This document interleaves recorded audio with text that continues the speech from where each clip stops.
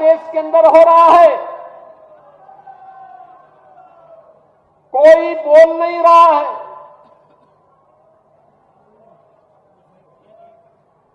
Secularism के नाम पर ठेका लेकर के चलने वाले वे लोग जिनकी दुकानें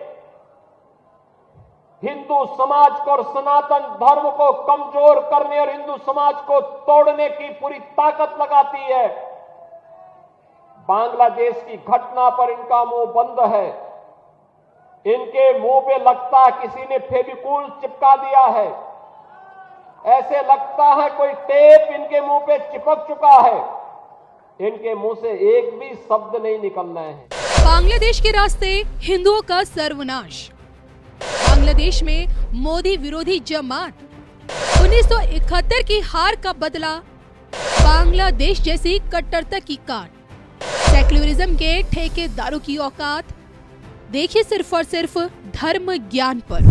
आसुरी शक्ति की बात की तो एक आसुरी शक्ति अभी फिलहाल बहुत पनप रही है बांग्लादेश की। मैं बात करूं, वहाँ जो भी हालत हुआ, जिस तरह से देखिए एक हिंदू को जिस तरह से मार के उसको लटका के जलाकर उसकी एक दर्दनाक मौत दी गई, उस पे क्या कहेंगे? इस आसुरी शक्ति को मैं तो पहले आपसे जानना चाहती हूँ, क्योंकि ये जो आसुरी शक्ति है बांग्लादेश में, और आपने बताया ना कि बांग्लादेश भी करकोट साम्राज्य अखंड भारत तक में सीमित था, इनके लिए मतलब ये लोग क्यों नहीं समझ पा रहे कि हमारा अस्तित्व क्या था, हमारा इतिहास किससे जुड़ा था? हम भी तो सनातनी है। इंसान अपने इतिहास को तब देखना पसंद करता है जब उसका वर्तमान बेहतर होता है। अगर आप बांग्लादेश के बारे में देखेंगे, बांग्लादेश की नींव के समय से ही हत्याएं हो रही थी। ये भारत की गलती थी उस वक्त कि जिस वक्त हमारे पास पाकिस्तान के 90,000 से ज्यादा सैनिक कब्जे में थे, उस वक्त हमने हमारे पीओके की बात नहीं छेड़ी। उस वक्त अगर हम चाहते तो पीओके को तुरंत ले सकते थे।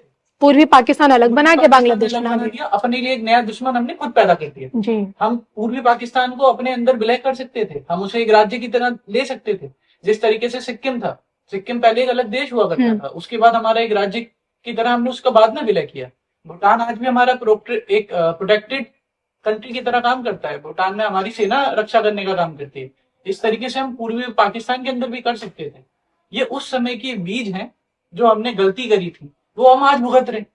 उस वक्त इन गलत बीजों में जिन लोगों ने वहां साथ दिया था, जैसे अगर आप मौजूदा सरकार जो वहां देख लें, वहां के लोग किन लोगों के खिलाफ आंदोलन कर रहे हैं? मुजीबुर रहमान और उनके परिवार के खिलाफ। अब आप वहां के लोगों की सोच देखिए। आप बात करते हैं इतिहास की, वर्तमान में जिसका बांग्लादेश ने निर्माण करा, उसके परिवार को आपने खत्म कर दिया जी। आपने उसके घर को नहीं छोड़ा। वहां की शेख मोहम्मद यूनिस की सरकार है, शेख मुजीबुर रहमान की पोती शेख हसीना भारत में आकर के शरण ले रही हैं। जब बांग्लादेश खुद अपने बनाने वाले को नहीं देख रहा है, तो हम तो उनसे और भी पीछे इतिहास में आते हैं। तो मेरा मानना यही है कि अगर आपको बांग्लादेश को सही करना है, तो मैं तो भारतीय सेना से यही कहूंगा कि वो उसमें इंटरवीन करे। और क्योंकि भारत एकमात्र हिंदू राष्ट्र है जो हिंदुओं के लिए बोलता है। इसके अलावा आप किसको ऐसा राष्ट्र बोलेंगे जो हिंदुओं को संरक्षण दे सकता है या इस तरीके की परिस्थिति को समझा सकता है? अगर आप बांग्लादेश को देखें, बांग्लादेश ही सबसे बड़ी परेशानी आज के जमाने में भारत के अंदर पॉपुलेशन के लिए बन गया है। बांग्लादेश से कितने ही लोग हमारे भारत में घुसपैठ कर रहे हैं। ठीक, अगर आपको उन सब चीजों को सही करना है तो आपको उसके आधार से सफाई करने की आवश्यकता है, उसकी मेन वजहों को साफ करने की आवश्यकता है। जो गलतियां आपने पहले दोहराई, उन्हें दोबारा से सही करने की जरूरी। गुरुजी, आपको क्या लगता है इन आसुरी शक्तियों का कैसे निपटारा किया जा सकता है?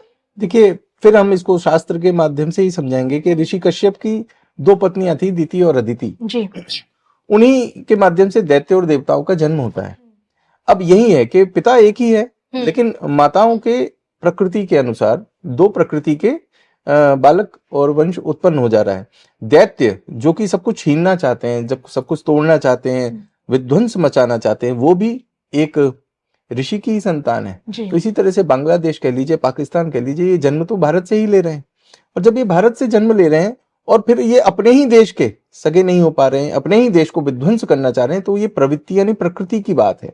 अब इस प्रकृति का निराकरण, मान लीजिए भारत की सेना जाकर के इंटरवीन करे और वहां पर आधिपत्य भी जमा ले, तब भी ये विचारधारा, जब तक इस विचारधारा का उन्मूलन नहीं होगा, हम लोग बड़े ही, अभी सेक्युलर शब्द का प्रयोग आजकल ज्यादा होता है, हम लोग बड़े ही सौहार्द और सहिष्णु हो जाते हैं। इस मामले में हम लोग को बहुत डर लगता है। अभी आपने कहा कि उस बांग्लादेश में जो घटना हुई, उस बालक को, उस हिंदू व्यक्ति को जिसको जलाया गया, निर्ममता से उसके साथ, क्रूरता के साथ बर्ताव हुआ और उन्हें बर्बरता पूर्वक वहां पर जला दिया गया, उसको मार दिया गया। उसमें दिखाई क्या दे रहा है, प्रदर्शित क्या हो रहा है?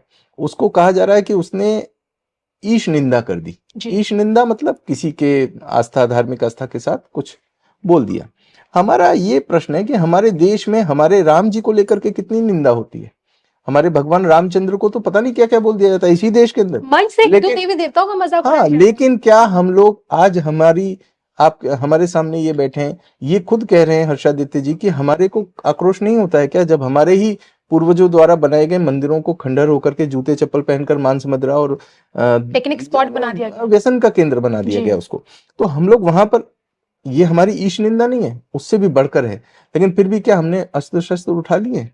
यही हिंदू मानसिकता है, यही सनातन धर्म की सुंदरता है कि हम लोग बर्दाश्त करते हैं, हमारे अंदर धैर्य है, धीरज है।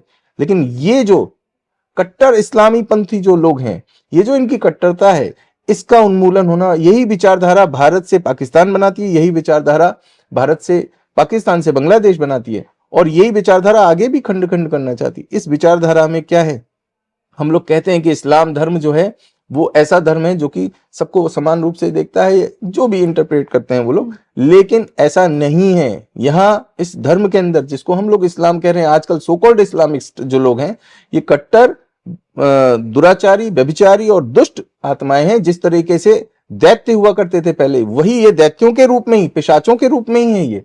इनका उन्मूलन, इनके लिए विचार, ये मानसिक वायरस की तरह से फैल चुके हैं। इनको हमें सनातन की चेतना से, ये विशेष बात है कि जब तक हम लोग हमारे ऊपर काम नहीं करेंगे, किसी भी रोग से बचने के लिए अपनी सेल्फ इम्यूनिटी को बढ़ाना बहुत जरूरी है। तो इसी तरीके से हमारे भारत देश में हमारी धार्मिक व्यवस्था को मजबूत करना बहुत जरूरी है।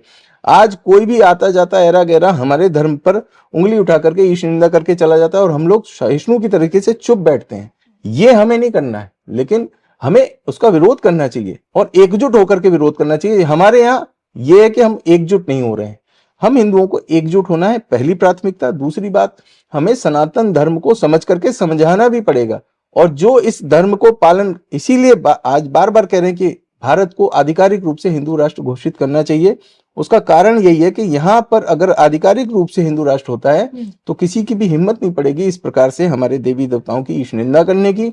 दूसरी बात, इसके लिए दंड का प्रावधान होना चाहिए, दंडित करना चाहिए। हमारे यहाँ दंडित नहीं हो रहे हैं, और ये जो रोड पर, वहां पर सबके सामने प्रत्यक्ष जो ईश निंदा, उनके ईश निंदा करने पर वहां पर वो आग के समर्पित कर दे रहे हैं, भीड़ न्याय कर रही है।